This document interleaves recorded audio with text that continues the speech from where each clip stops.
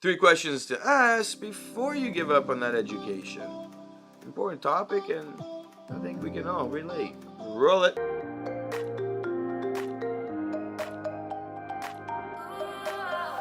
Welcome back to another video where we've been exploring this whole idea about giving up and quitting, how they're the same yet different. And the reality is that quitting comes after we go through the process of the giving up stage. I'll link that series below. I encourage you to take a look and watch that series, and of course subscribe so you can really get a grasp on this whole idea of giving up on the daily videos we're having. So what is the process of education? It's incredibly important, and when we're finishing up with high school, what are we doing? We're making a decision at a very young age for the rest of our lives. It's really stupid if you think about it. Yet this is the process that society has walked us towards. We are 16, 17, 18 and have to make this incredibly hard decision for the rest of our lives. Do I go to university, college, or do I go to a trades? And, maybe a specialization of some form pops in and you're like, okay, so I need to go do all this and post-secondary and then go become a specialist in something. Oh wow, it's another, so many years after. At least it's crazy to think of, but we need to make these decisions, and sometimes we're making them and we're not making the best decision because we are not as informed as we should be. And other times we make the decision that's best for us at the moment, and when we're going through the education, well, new ideas come to light, we meet more people, experiences come to play, and all of a sudden we're seeing something we didn't see before, and now we're questioning our decision to be in the program we're in. The struggle of going through a program as well is something that causes a big emotional instability when we start feeling like giving up, and we start having these thoughts of maybe I made the wrong decision. So let's walk through this idea of post-secondary and how we should treat it. When we start feeling giving up, we have to ask, firstly, why are we feeling like this? What's going on? Where are the emotions coming from? Why is fear taking over?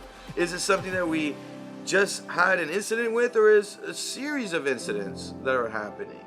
Maybe you just failed a test and you're like, oh my god, this isn't for me. Or maybe you've been failing a lot of these.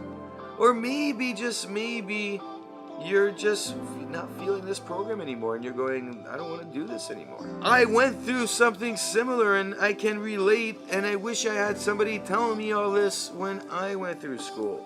I went into a program that I loved computer science, but I hated the math. For some reason, I couldn't succeed in writing a test. I could solve a problem, yet I can't do it on a test. And at the time when I went to school, it was just, go sit down and write your test, and yeah, you might have anxiety, but we can accommodate a little bit, but there wasn't any forms of help that I could get, and I just had to fight through it. It was very interesting, and the question I always battled on giving up was, should I do this? At one point I dropped down to 3 courses in a few terms, debating if I should continue. Perseverance came into play, and I kept pumping through it, and there's a lot of factors for that, including all the great people I had in my life. However, we don't all have that opportunity, and at the end of the day, looking back, did I make the right decision or not? That's questionable. Question number 2, it's asking yourself, where were your expectations at when you started this program? What was actually going on in your mind, and where's reality at? How well are you doing in the program is the first question I always ask, because that will relate to the expectation of what you thought you will be able to finish with this program. And that one is really the first thing we tackle, because if people aren't doing well in school, well, we've got a big problem there. On the other side, we have to ask ourselves, is this the future we were looking at? Do we really want to focus in this program to get us to where we need to be? Or is there a better way? A lot of times people decided to go through a path to get somewhere, and they realized that that path was not the right one, but then they're wondering, should I give up and go down that path, or should I stick it through and then figure it out. Expectations are attached to those emotions, and we got to figure these two things out. We need to understand where these emotions are coming from, become centered again, and really look at the logic behind what is occurring so we can figure out what's best for us at the moment. If we are not trying to figure out what is best for us, then we are struggling through the emotional up and downs, and we're not doing anything but repeating the hamster wheel of emotions. It's an incredibly bad place to be, and I know I've been there, and I know everybody who's gone through the situation of questioning their decisions has gone through it. Number 3, it's wondering, hey, if I give up right now, is this what's best for me? Is this what I need to be doing? And what does giving up really look like for me? Is it switching programs? Is it just calling it quits and going working and a regular 9-to-5 job somewhere? Or is it trying to figure out a completely new change? This is incredibly critical to figure out, because this will lead us to the path we need to take on that quit side. So you can plan out how to actually quit what you're doing, make the change, and find success. When we're going through this process on a coach call, I ask, where are your emotions at? What were your expectations? All right, well, what do you really want to do now? And what are your options? Have you figured them all out? A lot of the times, people will be going through this in their first or second year. And we now can look at the numbers and we can ask ourselves, what can we do with the courses you've actually finished? Can you transfer them over? How much money have you actually spent? What will happen if you change over? How much money are you actually losing in that transaction? What is actually going on from a pros and cons situation? Now, if they're an emotional state of mind where they're up and down, we can't have this conversation on a logical level. The stress is too high. They can't see the opportunities that exist. On other cases, I'll see people who are in their 3rd or 4th year and they're going, I don't want to do this anymore. And I was stuck in the 3rd year.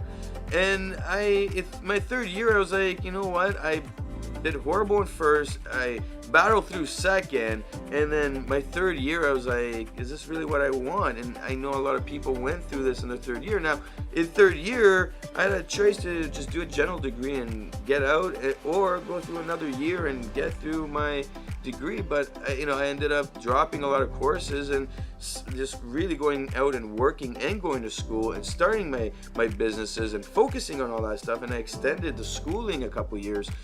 And I came back to an enjoyment level of doing school and working. Can everybody afford that? Not just on money, but on time. I don't know.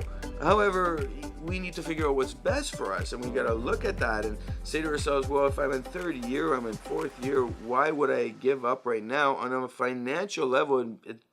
It makes no sense, because you want to get finished school and you're done. You've spent how much money already. But if we compare it to the 1st or 2nd, well, now we have more options. We need to be in an emotional level where we can see all this, we can put the numbers down, and then we can see how this program will help us future-wise. What designation do we need to go do after, or what other degree can we go get so we can complement that? I had a buddy who went through 3 different programs in his career of university, and he's finished off with a great, successful post-secondary educational process where he finished an MBA. He went through this whole process of really finding out through designations what he wanted to do, and he's become very successful. And a lot of people forget that we can use all the tools and skill sets that we pick up with those degrees. We can use them in other fields, other avenues of careers, and we need to be in an emotional state where we can actually see the opportunities that exist, go talk to people, go meet with actual people that have been there, and of course see exactly, learn exactly what we need for us to be happy. This is incredibly critical. Take some time and really think about how you are working through this process. If you've been through this, leave a comment below. Leave your story. What did you do? What would you have done differently? What worked? What didn't?